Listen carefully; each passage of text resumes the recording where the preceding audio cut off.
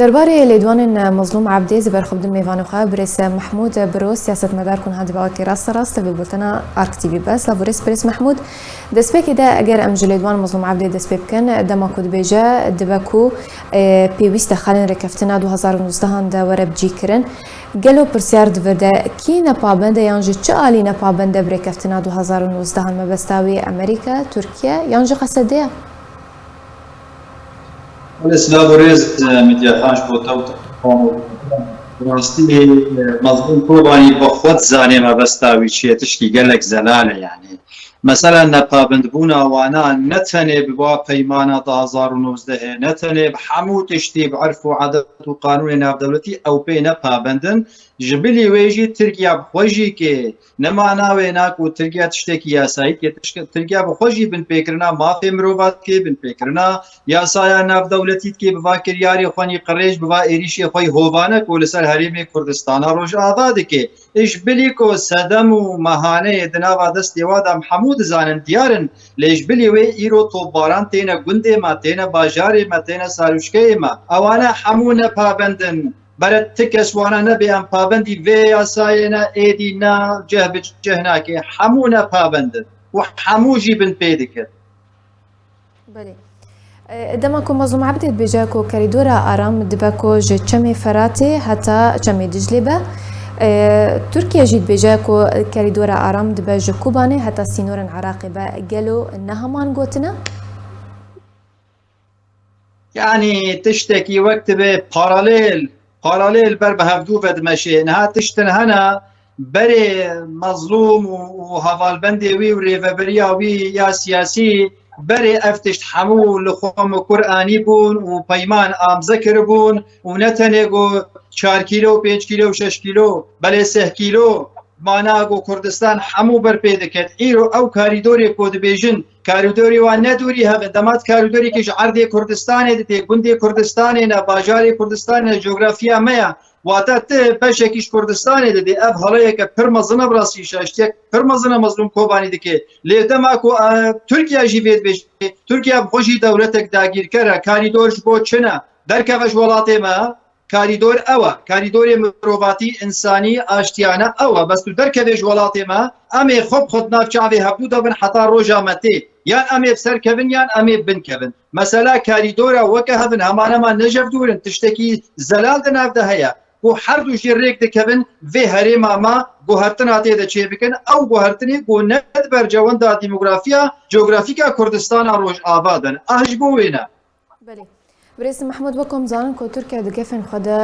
إيريشا بجاي كود بجاز إيريشا كبجاي لسر وجواي كردستان أنجام بدن ترسا مظن جيجويك يا لقالوا مظلوم عبدي أجنديان بجيناك داكو بهانيان جو تركيا درس بك داكو إيريشا خوايا بجاي أنجام بده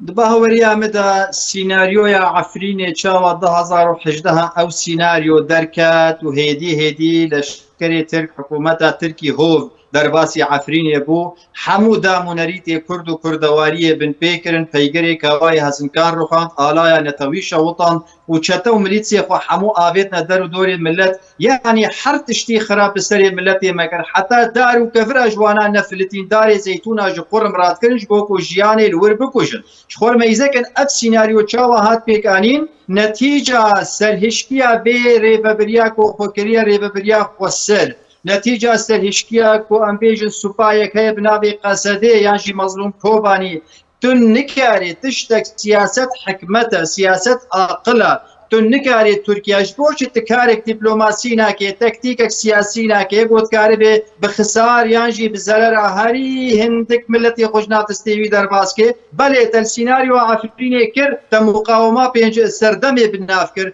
إيروجي هرمي محمود بن إيريش وطوبا وأمبيجن شتاي واو مليتسيا وادنا وإيدينا خودي دناز دكن ونياسانا بدولتي نازكن جاردي تلبيجي أميل برخوبدن تيشل برخوبدي برخودان چاوه برخودان وقت هیزا تا نبرانبری ترازوه هیزا ای برانبری تبه واتا ترسیکو یک سیاسی دیگه ته وقت بیجی خوکوشی یک سیاسی دیگه جبو بیم خوکوشی یک جماوریش بو ملت خودی که لوی هستید وی کو خودی درکبن ایدی رونن چاره سرین لزگینین خواه گرن بس خوینا ملت برژینن جيتير نبو نقلو حتانها ويش ديريكي حتى امبيجن كوباني جيتي سدنبر تشاوا سيناريو يا عفرين دانبر جهه داخيه براستي ميجي راد وستي جاف نماد بيني هزرو بيرو بهوري جمدين وها نابي براستي باش برس محمود وكم زانم دليدوان ان مظلوم عبدي دجي هاتيه كود بيجا كريدور ارام وقوناق بقوناق وربجي كرن همان گوتنن برپرسیارن ترکیه جی همان گوتنید بیجن گلو اویکوی واته ناده کو هر دو آلی هما هنگن اف پیشوچونن ین وین داوی ده تینا کرن برکفتن دنابره هر دو آلیان ده ما مستميديا عيني برسيارا كدوم سر مثلا هردو كوريدور ماغو هما نمان وكا هفن يعني هر يك بشيوي خوا بآلاف خوا راگهاندنا خود دي هلوستا خوي سياسي ولشكري دي ليد همان كادا وكا هفن ايرو روج هلوستا وانا دكوين نابا يك كنالا هفبشدا چما دكوين ناف كنالا هفبشدا جبركو تشتي او دبيجي وتشتي تركيا دبيجي دچارنوس وقت بي استراتيجيكا بيش روجي ده يكا فرقه وانا تنا هلوستا وياك براسي از بني هلوستا وجه بدور نابين بله واتا اگر هما هنگید ناوره هر دو آلیان ده هبه بريس محمود جبرچه ویکی لسر راگهاندن نابجن رایا گشتیر نادن خویا کرن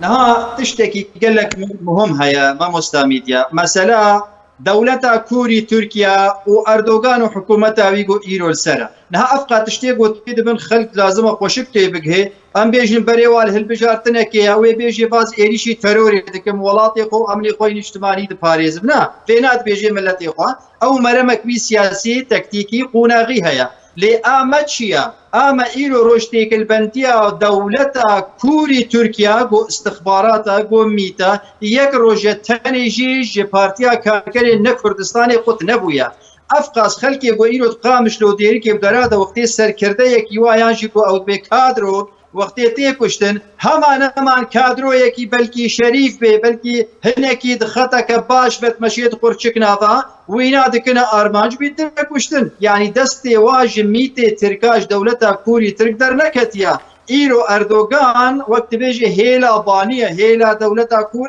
آخواریا جبو ویجی او تیکل بندی روجانه بردوامن و ند خزمتا ملتی مدنه برو واجی ویناد خزمتا چوساندنا ملتی ما وکا ملت لسر عرضی و هرتنا ديموغرافي در کرنا وی تالان کرنا مالی وی او ارمانجا سرکی بو دولت کوری ترک کارکی به ملیار دلار دادش بو وی پروژه پیک بینه و حسانی دستکی وینا لهرم ما پیک تینن پیوسته ملت هشیار به برانبری وی هلوسته ایدی نما بیدنگ بمینه چما گلو حتی انها به رنگیه چما ایرو خبات آواد هندروی باکوری کردستانی ده تنیا چما فیشکک ناطقی بواده الا روژا گو ترک ایریش دکه جبو خاطری باجار کی تواسیه کردا بکی بندستی خدا و را بند فیشکا آویجن بوگوندی سینورا کبن و بازن خوب شیرن یعنی ویا ها دورن مثلا افا بله بريس محمود في تفليها في دا وكو تجي بحث كركو تاني قالي كرد وقرباني دا تركيا لدوف اجندي خد كذا هروها باكا كيجي لدوف اجندي خد كذا هر آلي لروشافاي كورساني سوريا بتافاي لدوف اجندي خد كذا لبيويستا آليين سياسيين كردي تشبكا داكو بيشا روشافاي كردستاني مطرسي للسرنبه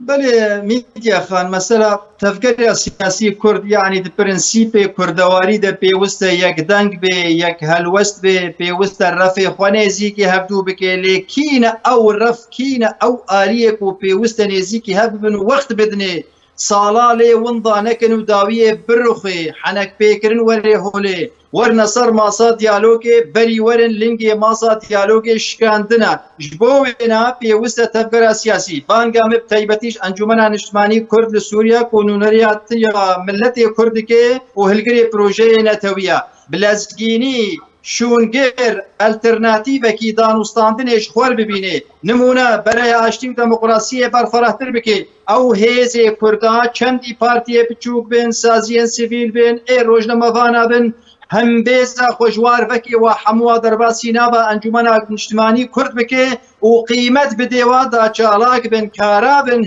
هند بروجي فاي خوازن كردستاني بچا وسينن وبفروشن بروجي وانا برب مفلس بوني هري وقت بازرگاني مفلس واوري كس نما ايدي وار بدي غتني ايرو روج انجمن بيزا نبي ملتي مدام البيوي إداري البيوا بهكا البيوي قصدي وانايا شفقيريا هجاريا ياند في جنيزة بمري ياند في هري راجي كلاشكوفا ورفي وادا شربكي بيوستا هنكي قونات زمينيك أنا كسي بيدا كار بكي وهيزا لشكري بزوترين وقت قونا غير حاضر بكي لشكري روج درباسكي شقا درنگی بمینه امجید بنا شریک تالانیا ملت اخوا امجید بنا شریک هدرا خوینا ملت اخوا گو خورتو کچی مبتها د بحرا د فاتصن البر حدوداتینا گرتن بتستی تجمناتینا کشتن پیوسته بلزگینی لفی بپرسی یکبون لقل وايك وبراستي نتوا كرد باريزن ملتي كرد باريزن خاكون اجتماعي كرد باريزن بلزگيني وجواره كيم شبكي جبوغو واهم بيس بكي ريا وجهها وخلايات قالك سباس بجور وانا بلي قالك سباس جو ميفاني من بريس محمود برو سياسة مدار ريسيرش روفين كنت دانما